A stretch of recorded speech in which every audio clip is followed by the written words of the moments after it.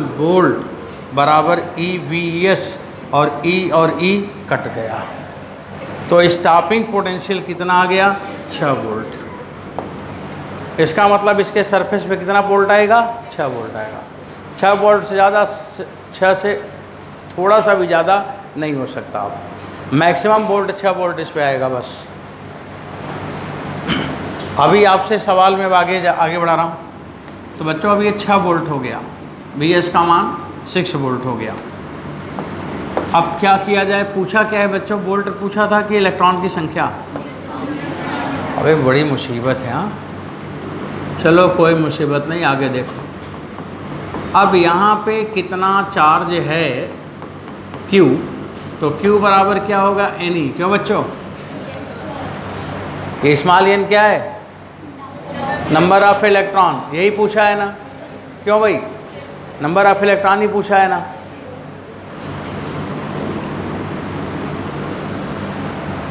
अब बच्चों V बराबर क्या होगा? V बराबर 1/4 पाई एप्सिलॉन नॉट, गुलाम जी का ला, Q/R। ये लो, V का मान क्या है? VS कितना है? 6 volt. 1/4 pi epsilon not 9 × 10⁹ Q electron की संख्या इंटू इलेक्ट्रॉन का चार्ज, ये अपान R बराबर 1 मीटर, 1 मीटर, 1 R बराबर 1। बच्चों अब आप लोग का कैलकुलेशन तो हो ही जाएगा। अब 6 बराबर आया 9 × 1.6 n इंटू 10⁻⁻10। तो बच्चों n बराबर आया 6 × 10⁻10 अपान 9 × 1.6। इतने इलेक्ट्रॉन इमिट होंगे from the metal surface. Electron की संख्या आ गया। अब बताइए, सवाल नहीं समझ आया क्या? तो बच्चों स्टॉपिंग पोटेंशियल का पर्पज़ जो भी है ना, ऐसे सवाल लगवा सकता है टीचर आपसे। चलिए, कितने इलेक्ट्रॉन निकलेंगे आपने जान ही लिया, इसमें कुछ बचा नहीं है। ये इतनी सब कहानी हो गई।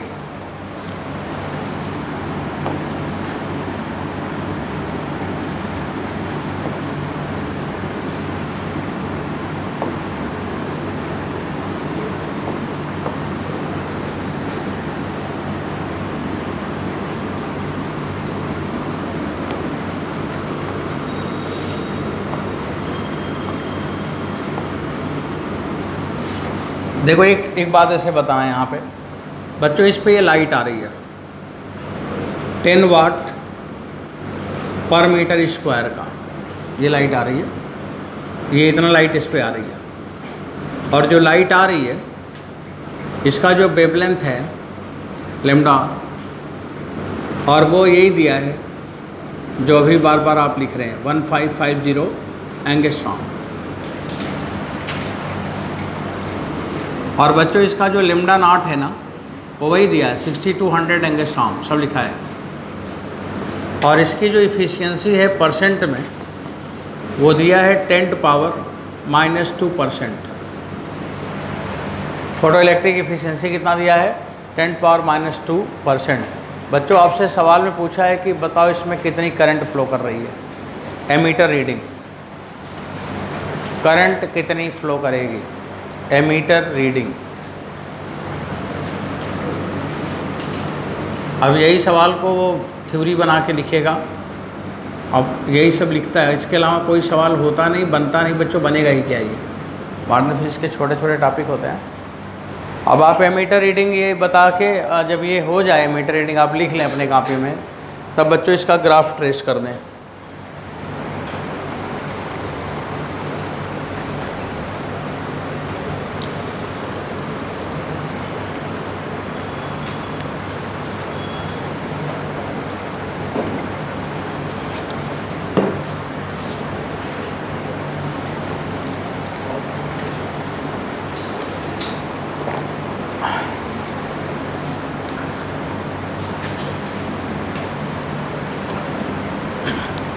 आंसर निकल जाएगा तो बता देना, आराम मत करना।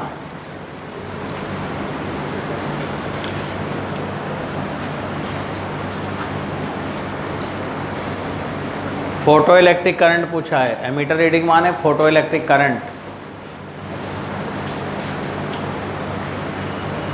बच्चों फोटो इलेक्ट्रिक करंट कैसे आएगा, देखो मैं आपको 1 मिनट में समझाता हूँ, थोड़ी बात समझो आप।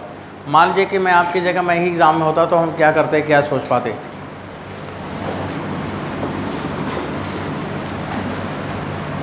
पहली बात तो लेमडा और लेमडा नॉट से हमें पता चल रहा है कि करंट मिलेगी, क्योंकि जो वेवलेंथ है वो थ्रेशोल्ड से कम है, इमिशन होगा इलेक्ट्रॉन का, ये समझ आ रहा है। तो यहाँ पे पहला मेरे को ये देखना है कि लेमडा जो है वो लेमडा नॉट से कम है, मतलब करंट आई का मान, करंट आई 0 नहीं होगा, ये तो तय हो गया। इतना देखते ही हम जान गए करंट तो मिलेगा, इलेक्ट्रॉन निकलेगा करंट मिलेगा, ये जान गए।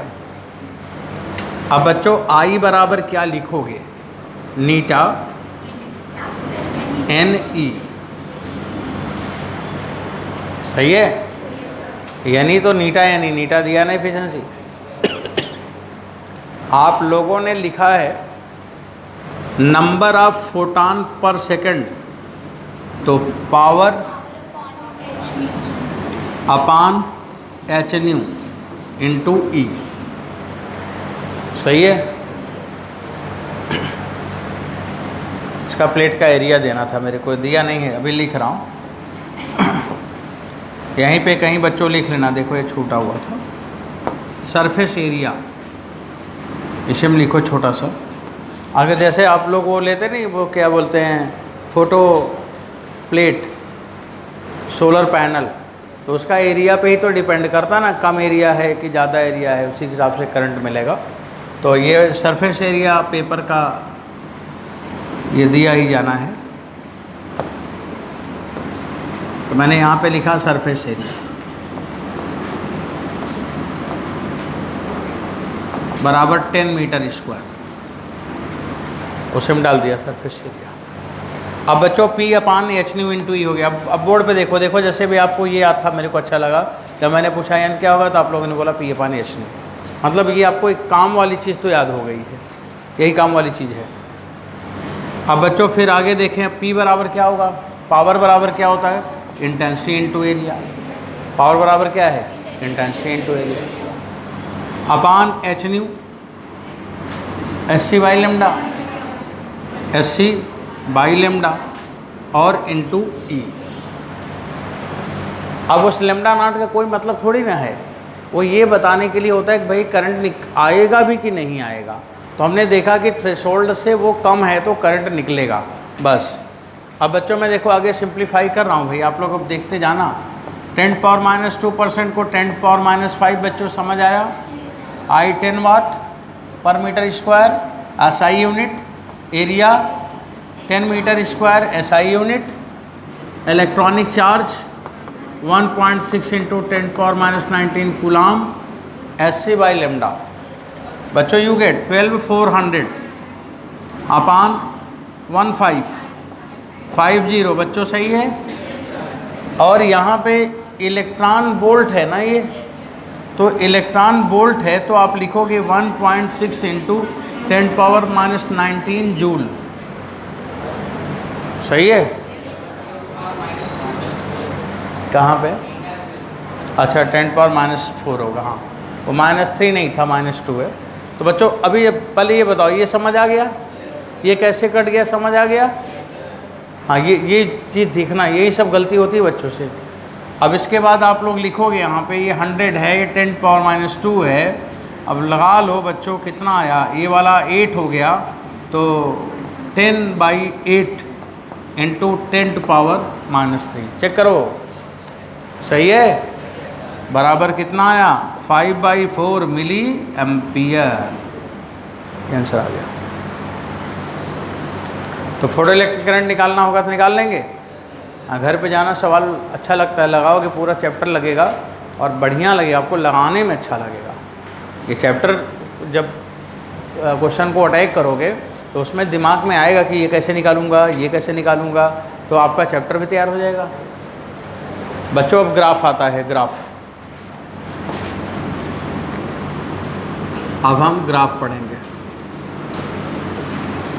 ग्राफ में पहले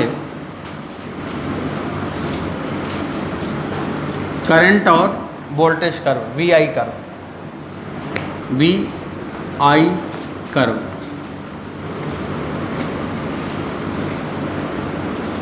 एट कांस्टेंट फ्रीक्वेंसी, मैं फ्रीक्वेंसी नहीं बढ़ाऊंगा। मतलब बच्चों, जब मैं बल्ब, जैसे एक बल्ब मैंने लिया ब्लू कलर का, तो ब्लू कलर का ही बल्ब मैं कई ले सकता हूँ, लेकिन ब्लू कलर से मैं रेड नहीं कर सकता। तो हम लोग फ्रीक्वेंसी को फिक्स कर दिया, और अगर फ्रीक्वेंसी फिक्स हो गई तो काइनेटिक एनर्जी फिक्स हो गई। और अब कांस्टेंट फ्रीक्वेंसी पर हमें वी आई कर्व खींचना है, वोल्टेज और करंट का ग्राफ खींचना है।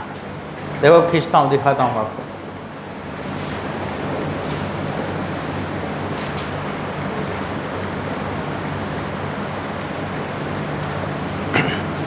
ग्राफ खींचेंगे। अब ग्राफ खींचने के पहले की जो समस्याएं हैं उसको समझेंगे आप। इधर हो गया करंट,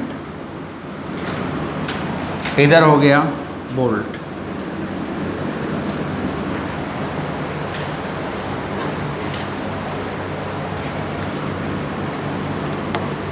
बच्चों, ये जो पाइप है, ट्यूब है, इसको सुनो। अब ये ट्यूब वाली बात समझो। ग्राफ हम सीधे बनाएंगे, यहाँ पे आप सुनते जाओ बस। इसमें फोटान आके टकराने लगे,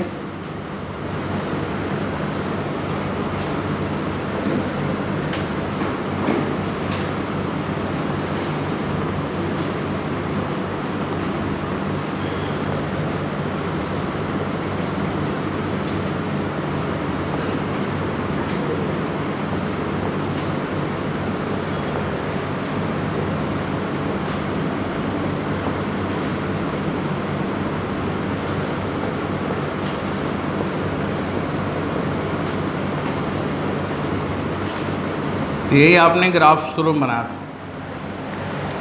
बच्चों देखो, जब S1 क्लोज होगा और ये दोनों ओपन होगा और यहाँ से फोटान आएगा, तो जब फोटान आएगा तो यहाँ पे इलेक्ट्रॉन आके टकरा रहा होगा, इलेक्ट्रॉन आके टकरा रहा होगा। बिना कोई बोल्ट लगाए 0 वोल्ट पर हमें कुछ करंट मिलेगी। ये करंट यहाँ पे मिलेगी, क्योंकि मान लो कि 100 इलेक्ट्रॉन थे, तो बच्चों 100 के 100 इलेक्ट्रॉन यहाँ आ रहे थे, तो हमें वो करंट वहाँ पे मिलेगी। अब अगर हम थोड़ी देर ऐसे ही छोड़ दें तब क्या होगा? इसी कंडीशन में तब क्या होगा? कुछ इलेक्ट्रॉन तो चले गए, लेकिन जिनकी एनर्जी कम थी वो इलेक्ट्रॉन नहीं जा पाए। वो इलेक्ट्रॉन यहीं पे घूम रहे हैं, यहाँ घूम रहा था ये इलेक्ट्रॉन कमज़ोर वाला। तब तक इधर से इलेक्ट्रॉन और निकला, तो जो इलेक्ट्रॉन यहाँ से निकला, तो ये जो घूम रहा इलेक्ट्रॉन वो क्या करेगा? उसे निकलने देगा कि उसको रोकेगा? उसको रोकेगा। अब ये निकला और यहाँ पे आके इसने रोक दिया, नहीं निकलने देंगे। और जब रुक गए, जब इसकी इलेक्ट्रॉन निकलने वाले की भी काइनेटिक एनर्जी कम हो गई तो वो भी रुक गए। अब बच्चों फिर नया वाला इलेक्ट्रॉन निकलेगा तो उसको और ज़्यादा फोर्स लग रहा है कि नहीं? अब ये कई मिलकर उसको धकेल रहे हैं कि तू कहाँ निकल के आ रहा, अभी तो हम ही लोग नहीं गए, तो तू कहाँ भगा रहा है। तो धीरे धीरे वो क्या करेगा? इलेक्ट्रॉन का निकलना बढ़ा रहा है कि घटा रहा है? तो थोड़ी देर बाद करंट मिलेगा कि जीरो हो जाएगा? तब फोटो इलेक्ट्रिक ख़त्म हो गया। ख़त्म नहीं करना है ना। अब करंट जीरो हो गया और हम चाहते हैं करंट जीरो ना हो, तो फिर आपको क्या करना पड़ेगा? करना क्या पड़ेगा? ये जो इलेक्ट्रॉन पिंच कर रहे हैं, निकलने नहीं दे रहे हैं, तो उनका पिंचिंग को क्या करना है? बंद करना पड़ेगा। पिंचिंग को क्या करना पड़ेगा? ऑफ। क्या करना पड़ेगा, ऑफ। मतलब जो धकेल रहा है वो धकेले ना, तो जो धकेल रहा है वो धकेले ना। तो क्या करोगे, ये जो इलेक्ट्रॉन कचरे वाले इलेक्ट्रॉन है, कमज़ोर वाले, जो धकेल रहे हैं कि तुम लोग क्यों आ रहे हो, अभी तो हम ही यहाँ से नहीं गए, तो आपको क्या करना पड़ेगा, इनको हटाना पड़ेगा। अब इनको हटाने के लिए दो तरीका है, या तो उनको एनर्जी दे के हटाओ और या तो लाठी लाठी पीट के हटाओ। दो ही तरीका है, या तो हम एनर्जी दे के हटा दूँ कि एनर्जी दिया भाग जाएं, और या तो फिर उसको दूसरे तरीके से हटा दूँ। तो बच्चों इसको हटाने के लिए हमें करना क्या चाहिए, तरीका ये है कि एनर्जी देना चाहिए। अब एनर्जी देने के लिए हमें क्या करना चाहिए, फील्ड लगानी चाहिए। और फील्ड कौन वाली होनी चाहिए, असल रेटिंग। और असल रेटिंग फील्ड होने के लिए फील्ड इधर होना चाहिए, इधर होने के लिए बैटरी ये होना चाहिए। इसका मतलब मैंने खट से इसको ओपन किया और इसको क्लोज कर दिया। जैसे ही क्लोज कर दिया तो ये बोल्ट एनर्जी दिया ना इन इलेक्ट्रॉन को जो रुके हुए थे, अब रुके हुए इलेक्ट्रॉन को तेज़ी से खट खट खट खट खींचने लगा। तो एक समय ऐसा आया कि जितने इलेक्ट्रॉन यहाँ जनरेट होते हैं सब के सब पहुँच जाते हैं, कोई पिंच करने वाला इलेक्ट्रॉन वहाँ रुकता नहीं। तो ऐसा बोल्ट जिस पे पिंचिंग बंद हो जाए तो उसे हम क्या कहते हैं, पिंच ऑफ वोल्टेज। कौन वोल्टेज, पिंच ऑफ वोल्टेज। अब वो पिंच ऑफ वोल्टेज एक वोल्टेज आएगा जिस पे ये करंट की वैल्यू बच्चों 0 हो जाएगा। अब उस पिंच ऑफ वोल्टेज के नाम पर क्लास ऑफ हो गई, ठीक है। अब अगले क्लास में बस 10 मिनट का ग्राफ है, वही ग्राफ ही बनाऊंगा। इसके बाद एक्सरे पढ़ेंगे आप।